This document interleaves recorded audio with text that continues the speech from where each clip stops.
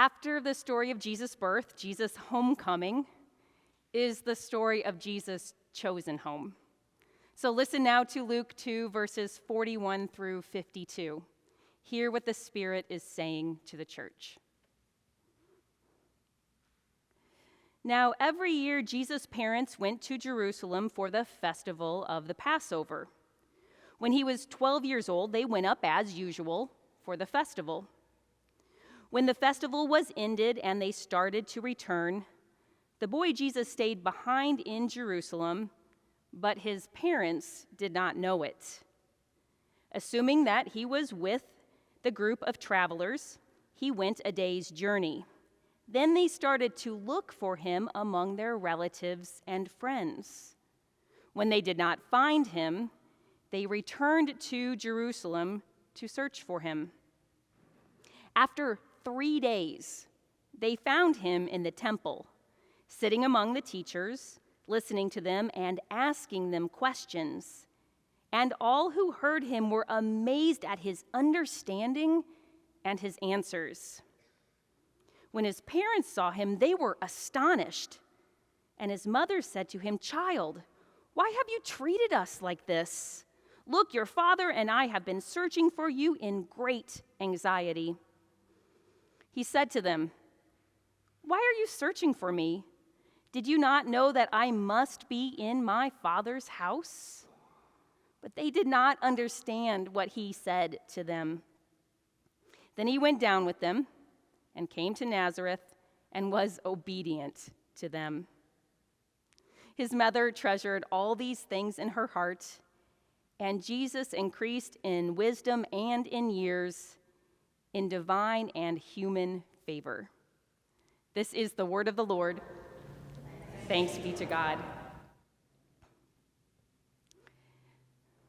Mary and Joseph have taken their son to Jerusalem for the Passover, and it's the only story from Jesus' childhood that we have in the Bible.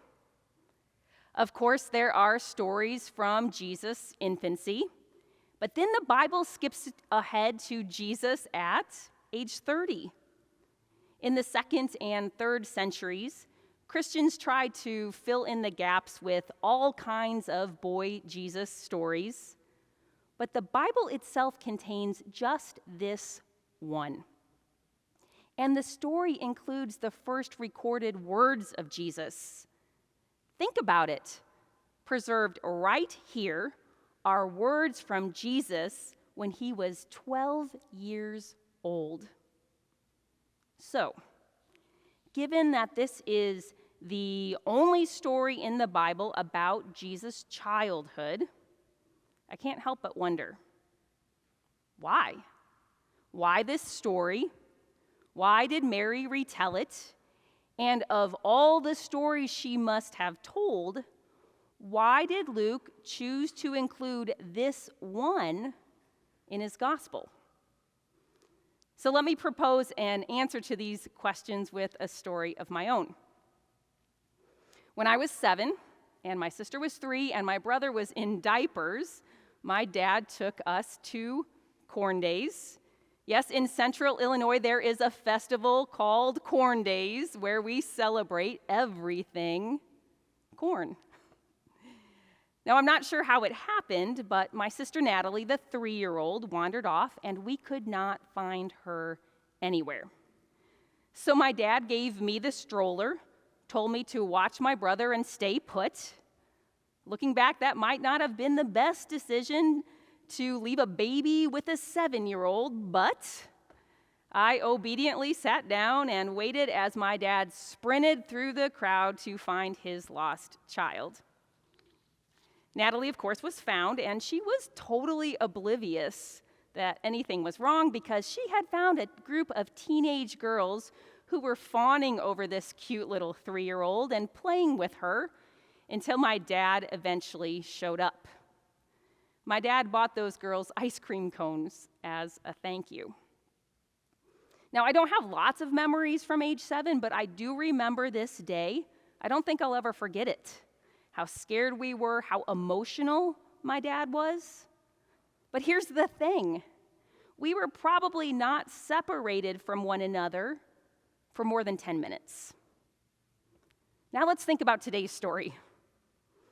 Historians estimate that there probably would have been about 300,000 pilgrims in Jerusalem for Passover, including Mary and Joseph, Jesus, and all their family and friends from Nazareth.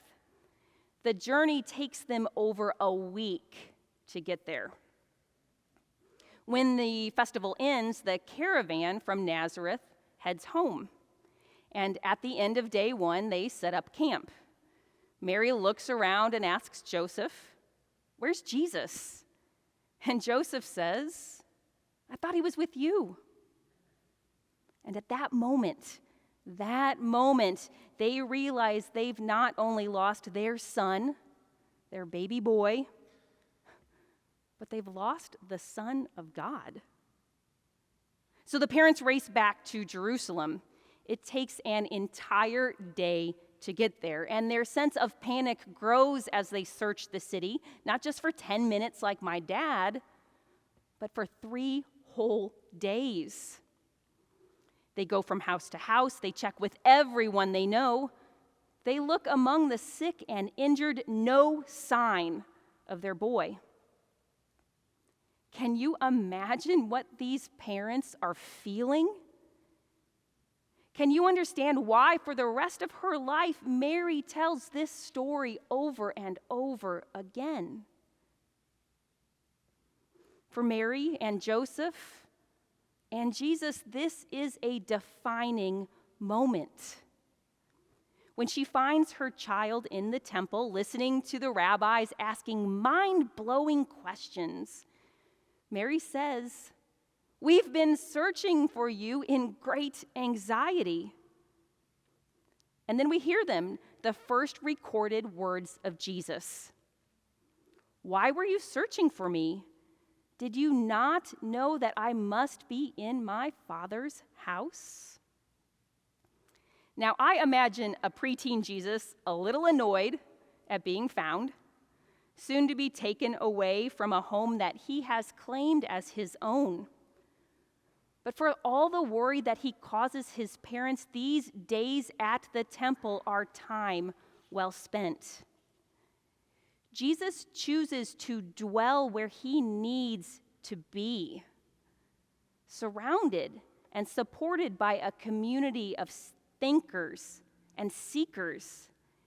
And while it might not be the reason that Luke includes this story in his gospel, I think this is a message the church really needs to hear.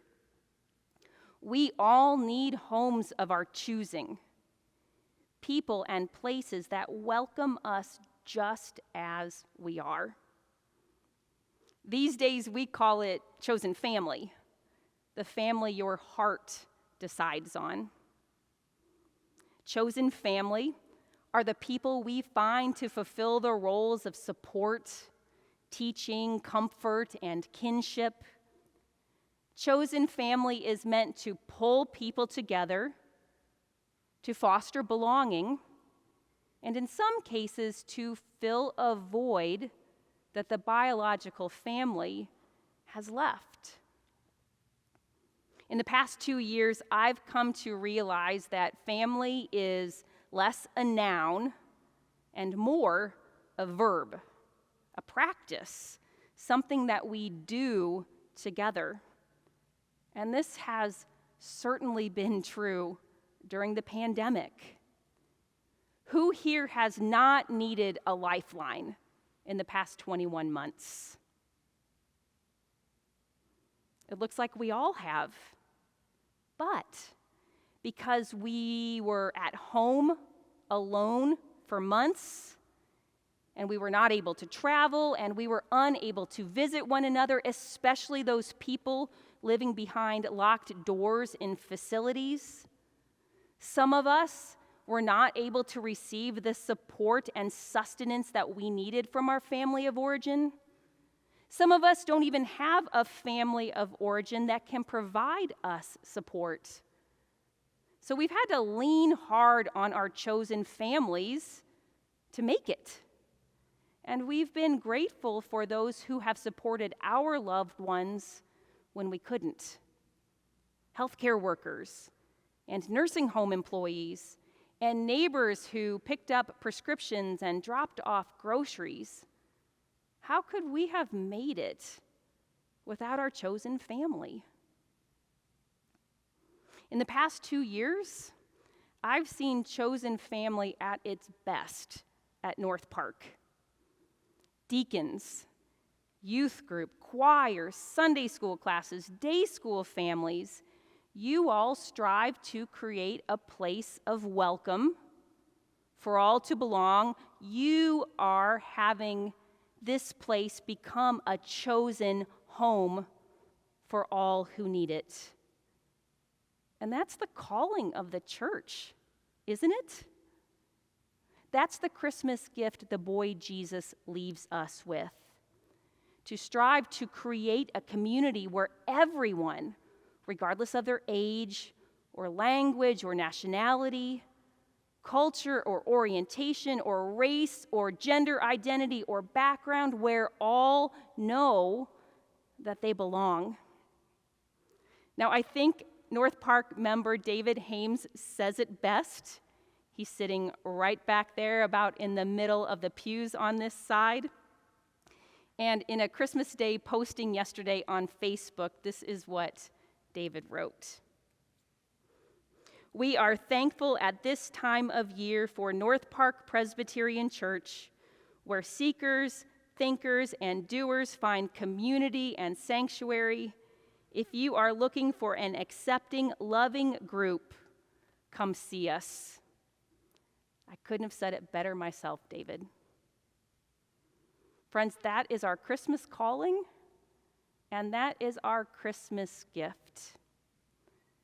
Jesus the babe, the boy Jesus, Jesus our Savior, calls us to come together and be a place of welcome and love. May we live into that Christmas calling.